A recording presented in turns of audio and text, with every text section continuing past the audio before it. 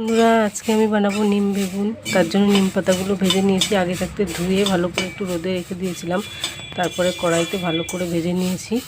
এবার নামিয়ে বেগুনটা ভাজবো। দেখুন কত সুন্দর ভাজা হয়ে গেছে।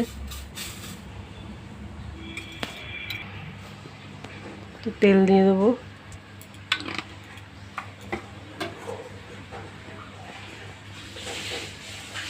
বেগুনগুলো দিয়ে ভেজে নেব।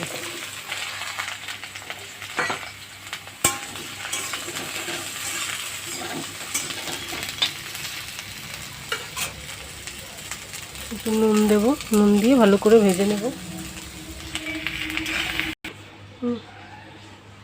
দেখুন বন্ধুরা, বেগুনগুলো ভেজে নিয়েছি।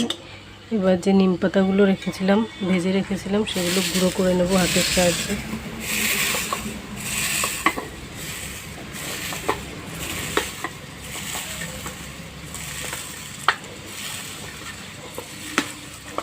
গুঁড়ো করে বেগুনের মধ্যে দেব। বন্ধুরা, আমি গুঁড়ো করে নিয়েছি, এবার দিয়ে দেবো বেগুনের মধ্যে।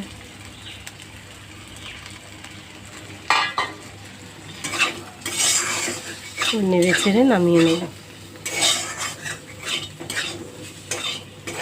বন্ধুরা, ভালো লাগলে অবশ্যই কমেন্ট করবেন।